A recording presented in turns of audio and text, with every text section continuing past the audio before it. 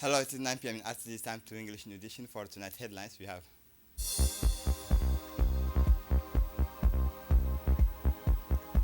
the Hassan Stadium hosts the 8th edition of the International Athletics Competitions.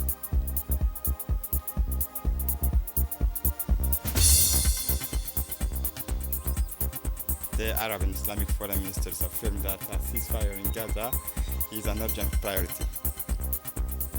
Welcome to our newsroom. The official visit of Abdi Hashi, President of the Senate of the Federal Republic of Somalia, as part of the ongoing strengthening of inter-parliamentary relations. The Djibouti National Assembly welcomed His Excellency Abdi Hashi Abdullahi, President of the Senate of the Federal Republic of Somalia, on an official visit from 12 to 15 April 2025. On his arrival at the Djibouti International Airport, Abdi Hashi was welcomed by the Speaker of the National Assembly, Dileta Mohammed Dileta, accompanied by the member of the Bureau of the National Assembly, the first Vice President, Honorable Safiya Almi Jibril, the Secretary of the Bureau, the Honorable Saliban Daher Bide. After the protocol greetings, a welcome to meeting was held in the airport's lounge of honor, enabling the two parties to lay the foundations for future dialogue. These warm exchanges reaffirmed the shared commitment to enhance parliamentary cooperation based on trust, cultural proximity, and regional solidarity. The official delegation accompanying the President of the Senate is made up of the following personalities. During their stay, the members of the delegation will take part in institutional exchanges, working meetings with the parliamentary committees and cultural activities aimed at strengthening the historical, fraternal, and cooperative ties between the Djiboutian and Russian peoples.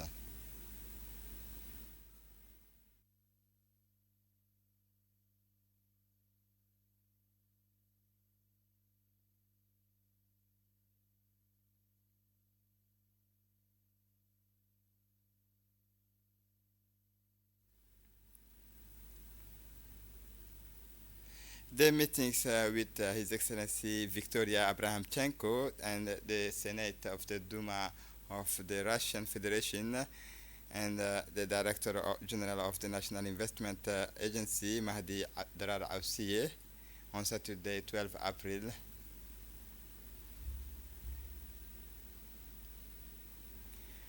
The meeting took place at the Kempinski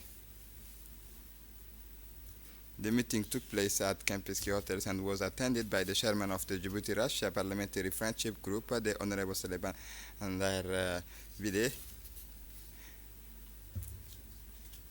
The Djibouti's ambitious economic visions and the efforts made by the national authorities to modernize the business climate and promote private investment. She expressed the growing interests of Russian business circles in the opportunities offered by the Djibouti market, a strategic crossroad between Africa, the Middle East, and Asia.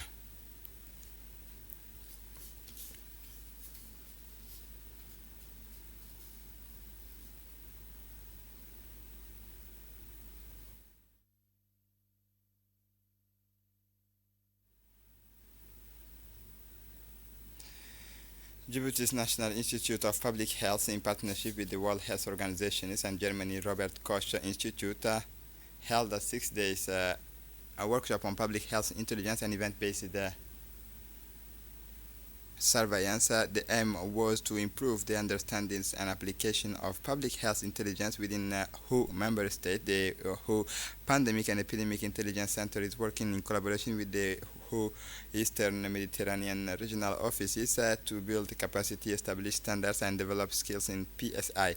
This initiative aims to consolidate early warning and notification activities in several countries in the WHO EMRO regions, including Egypt, Jordan, Lebanon, and Djibouti, by improving their PSI capacities through trainings and the development of a regional PSI network. The workshop was chaired by the Director General of the National Institute of Public Health, Dr. Miad Nasser, and attended by Mr. Farah from WHO Djibouti and Ms. Zahra Musa, Director General of Healthcare.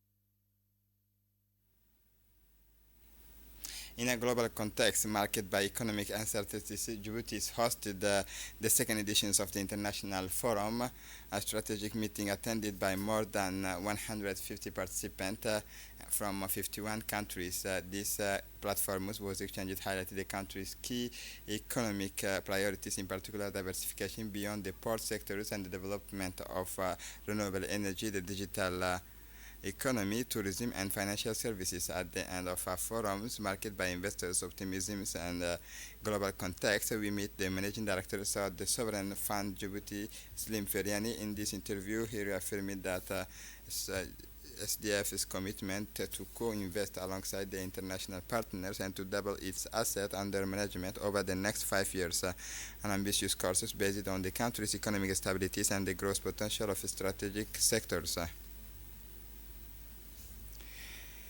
The director of the Sovereign Fund, Slim Feriani, said that reforms and attract co-invest. He talks about the Sustainable Development Fund desire to embark on structuring projects with international investors while calling for a more favorable regulatory environment for the private sectors. His vision is clear to make the fund a catalyst for the sustainable growth in Djibouti. The 8th Djibouti International Athletics meeting took place yesterday at afternoon, Friday 11, 2025, at the Hassan Gouled Stadium. The president of the National Olympic Committee, Aisha Garad Ali, and the director of the Djibouti Athletics Federation were on hand to ensure that the sporting event ran smoothly. Upstream, the Djibouti Athletics Federation had given itself the resources it needed to ensure the success of the sporting event. This included the spectator facilities, accommodations for athlete logistics, and racetracks that meet international standards. The International is the first stage of the African Meeting Tower competition, with 30 foreign athletes from over 11 countries taking part. This year's competitions featured African and Arab athletes who have achieved remarkable performances at the International Championship and the Olympic Games. 14 nations were represented at the Djibouti International Athletics meeting. Athletes from Ethiopia, Kenya, Algeria, Burundi, Rwanda, Senegal, Burkina Faso, Uganda, Chad, Tanzania, Angola, Togo, Somalia, Somaliland, and Cameroon. Morocco, Qatar, and many others were among the competitors at this sporting meeting, which kick off at around 4 p.m. with the women's 200 meters. The 8th editions of the Djibouti International Meeting featured a variety of race disciplines, including the 200 meters, 800 meters, and 1,500 meters, 3,000 meters, and 10,000 meters. Here are the performances and rankings of our athletes at this event. Men's 400 meeting. The first place for Sani Abu Adama, a Senegalese athlete, with the times of 47 minutes, and 800 meters women's second place for Fikirte Birani from Ethiopia, and 800 meter men's finalist first place went to Hassan Ahmed, athlete from Djibouti.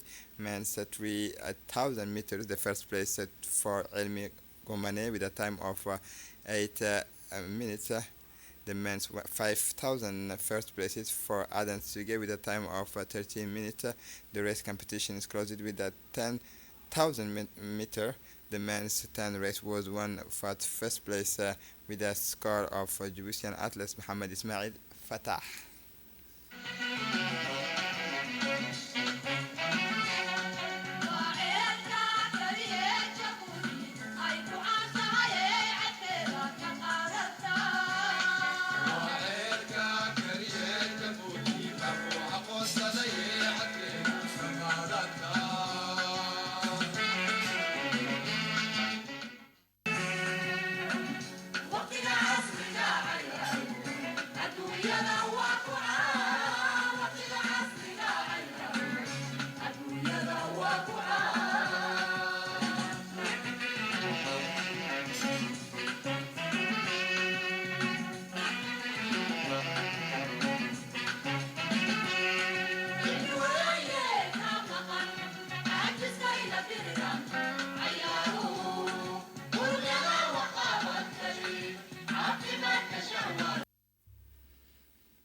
The Republic of Djibouti and the Federal Republic of the Republic of France are linked by solid cooperation in many fields, including archaeological researches. This is why a conference debate was organized on Thursday, 10 April at CERD between the Institute for Archaeological and Historical Researches and the University in Addis Ababa. The conference organized by the Institute of Researches of Archaeological and Historic of Djibouti featured presentations by Ethiopian researchers in the field of archaeological research. The topics covered included the enhancement of cultural heritage, the reconstructions of the paleo environment to interpret the remains of ancient societies, and the involvement of local communities in the development of cultural tourism. The conference also discussed the future collaboration between CERD through its Institute for Archaeological and Historical Researches and Ethiopian Archaeological and Humanity Research bodies. The conference opened with a speech by Dr. Jaluddin Mohammed, who thanked Professor Mulugeta Fesiha, paleontologist, and Dr. Tekle Hagos, archaeologist, and Dr. Ahmed Hassan, historian, for their participation. Several Djiboutian specialists in archaeological history and humanity attended the conference at the CERD, including the archaeologists and historian from IRA, professor and researchers, as well as the Dr. Aramis Sulle, Dr. Salah Zakaria, and the director of IRA, then stressed the importance of regional partnership to develop the human sciences.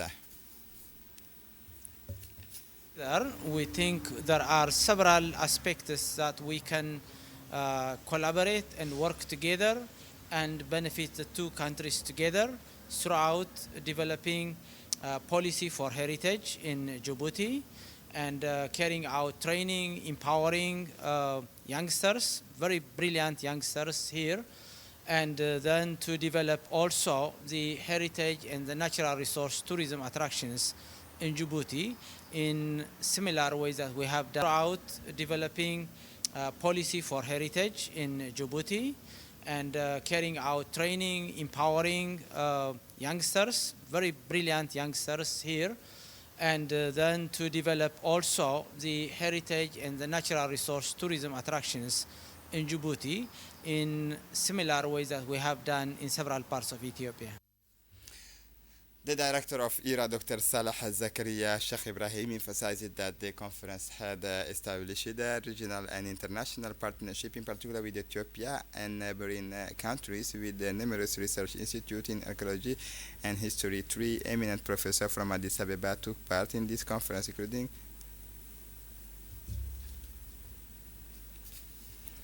as part of his awareness-raising activities, the winners of the Health State Grand Prize held a meeting with the regional hospital, Dr. Burhan Mohammed Arif. He was welcomed by the Director General of the regional hospital, Dr. Dimbio, in the presence of the several health executives. The main aim of the missions led by Mr. Abdurrege was to advocate the active participation of disabled people in sporting activities. The meeting provided an opportunity to discuss the importance of including people with disability in sports programs as a lever for integration and physical health. Dr. Dimbio emphasized that the Tojora Regional Hospital was designated with accessibility in mind, with infrastructure adapted to the needs of people with disability. He also welcomed the mission's initiative and expressed his support for any collaborations aimed at promoting inclusiveness, where everyone has the opportunity to achieve their full potential whatever their abilities. The fight against all forms of illegal trafficking in intensifying in Ali Sabih.